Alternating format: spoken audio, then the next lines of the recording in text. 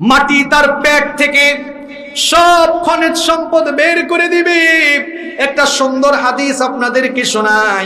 এই হাদিসটি বর্ণনা করেছেন সাইয়্যিদুল মুহাদ্দিসিন আবু হুরায়রা রাদিয়াল্লাহু আনহু।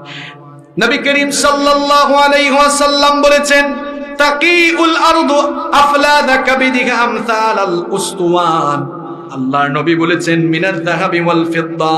আল্লাহর নবী বলেছেন কিয়ামতের সেই ঘটনা ঘটার পরে অবস্থা কি হবে? জমিনের নিচে থাকা স্বর্ণ রৌপ্যের খনিগুলো যখন জমিন তার পেটের ভেতর থেকে বের করে দিবে, মানুষ এগুলো দেখবে। দেখার পরে চোর ডাকাতেরা বলবে, হায় রে হায়, এই সম্পদগুলোর জন্য চুরির মামলা খেয়েছি, ডাকাতির মামলা খেয়েছি। দেখবেন বহু খনিজ সম্পদকে আহরণ করা সরকারিভাবে নিষিদ্ধ। রাতের বেলা চুরি করতে গেলে ধরা খায়, মামলা হয়। তখন কিয়ামতের দিন যখন চোখের সামনে খনিজ সম্পদ দেখবে, বলবে হায় রে হায়, এগুলোর জন্যই তো মামলা খেয়েছি। এই সম্পদের